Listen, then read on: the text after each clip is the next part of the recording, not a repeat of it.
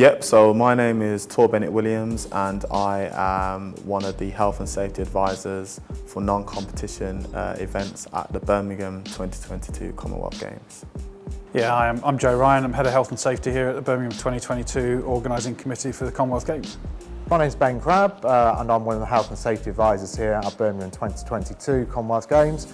My role predominantly is to pick up on the CDM lead and project leads for the Games and also support Joe Ryan, the Head of Health and Safety. I've always been an athlete from as long as I can remember. My mum and dad taking me to my local athletics track, always running, and that's something that's followed me all the way through to now. I've gone on to run for my local club, to run for the famous club Birchfield Harriers in the All Black, represent my county, Staffordshire, and I've done it at university as well, representing the University of Birmingham. So it's something that has been with me, winning British university championships and being a part of big teams in athletics has always been something that I've been very intertwined with, which is why I'm even more excited to be here at the Commonwealth Games, helping something that is my passion as a career, but also my passion as a hobby as well. So I started here in May 2020. Interestingly, I was interviewed for the role pre-COVID, and then I started post-COVID, so came into a bit of a tricky situation with the workforce here.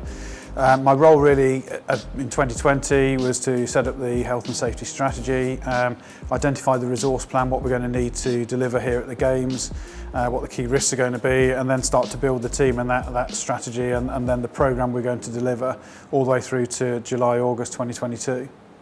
Yeah, so initially it's been quite of a build-up actually. So I started off, my key role was I was managing non-competition venues, which includes anything from the main offices that we're in right now through to hotels, training venues, transport depots, a wide range of things.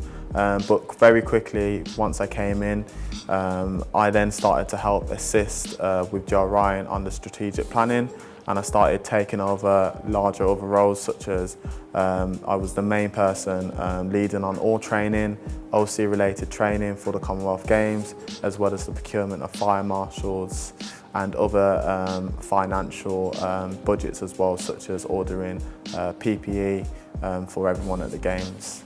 So I started really taking a large part on the planning stage, as well as looking after my own venues. I mean, we've been faced with like loads of challenges here, constantly, one thing after the next, and of course the biggest reason for that has been COVID-19. This of course is the first after Tokyo. This would be, I guess, the first major issue really in the United Kingdom anyways that has had to deal with COVID-19 as a whole. So from that there's been a complete load of knock-on effects that have affected many things in terms of our recruitment, our resources, and it's just put a really long strain on things. But the main way that we've gone through it here and we've overcome it is through our attitude. Ourselves in particular in the core team, myself, Joe and Ben, we have a very much can-do attitude here, and that is the way that we have to be, and it's constantly improvising, adapting and finding solutions to overcome any of the challenges that we've been faced with, and that's been our approach the whole way, and eventually perseverance always wins, so we've managed to deal with all of our issues so far. I think it's probably about a year or so ago now, myself, Crabb and Tor Bennett-Williams decided collectively that we wanted to achieve charter status of the Institute. We all felt that from a professional point of view and standpoint that we highly respect IOSH and felt it was the status that we really wanted to achieve in our professional careers. From that, what we decided to do was to do that collectively. We spoke to Jimmy Quinn, who was currently then, I think, president of IOSH, about a mentoring programme.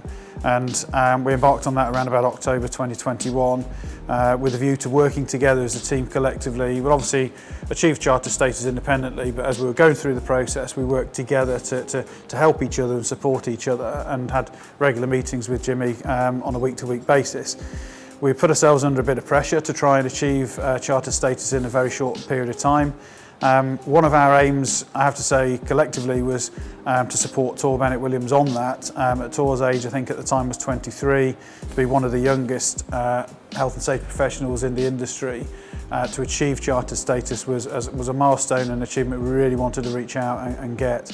But we felt the best way of doing that was to work together to achieve that. And as we went into 2022, at different stages through the process, the three of us managed to achieve that. I think I was the last one to achieve it, which was probably typical of myself with everything else we've got going on. But by March, we managed to achieve chartered status for all three of us, which was fantastic, really over the moon to get that. Well, being chartered is, to me, it's the gold standard. You want to be chartered IOSH, and for me as well, I'm competitive, as you know. I do my athletics, and I want to be the best in whatever I do. And a part of being the best means getting that gold standard and getting that chartered IOSH. So for me, it's just about challenging myself, about getting all those things that can help me to grow and to be the best of myself, which is the main reason why I wanted to go to chartered IOSH. And that was really also helped and influenced by my colleagues, Ben Crabb, and of course my manager, Joe Ryan, who helped me a lot to even have the belief to go for it in the first place. Being a part of IOSH is hugely important to me. To me, IOSH is a group of people, but not just a group of independent people, it's a network. Being involved in that network is what allows me to reach certain opportunities, is what allows me to gain knowledge and to constantly develop myself. So IOSH is something that is almost there as a pillar, and it's something that's very important to me that I need in my career. So IOSH has been there from the minute I actually got into health and safety. I joined initially as an associate, and from there I've been involved in IOSH as much as I can, and now actually being a part of the committee team for the Midland branch. So yeah. Yeah, Tor is an exceptional character, an exceptional person that we wanted to bring into the team. When we interviewed Tor, we knew straight away that his character and personality on the interview, aside from any competency and knowledge, was certainly the kind of personality that we wanted in the team, and the blend that we wanted. And Tor certainly hasn't let us down. The ability and capability of Tor since he joined us has been phenomenal for a young man of that age to deliver what he's done in these games, in a multi-sport games, which is, as Ian said, the largest game since London 2012, is quite remarkable. But Tor's attitude, personality is infectious, has broken down a lot of barriers in terms of the communication that we need and the engagement with all the functions. That's our door to open those challenges and unlock all the issues that we have, ultimately to get a safe venue and safe working practices going. And engagement has been absolutely key, and Tor's got that completely in abundance. So it's been absolutely fantastic working with him, and to be part of his career. He's obviously moving on to bigger and better things and some great things in his future, and we've been part of that journey. So we're really over the moon. I remember interviewing Tor, and he came on the screen, and he was in a suit. And the first thing he said is, "I've written this report, I want to tell you about this report before we do anything else." And his enthusiasm just came through, and I knew within a minute that really the rest of the questions we were going to ask potentially might be obsolete, because there was just something about him, and he just sparked that enthusiasm. And as he started talking about the report he'd put together over the safety at the previous organisation he worked at, you realise this is a young man who's got a lot of potential and he will go far. And it's someone who, me personally, whilst out there, thought we need him on our team. He's going to be such an amazing addition to the team. And with what he's done here and how he supported the team and what he's done himself and the work he's done with other functional areas, he's got such a bright future at the age he is. And he certainly will be someone to watch his career, and I will be watching his career very closely as he progresses, because he's got so much mileage and so much to give.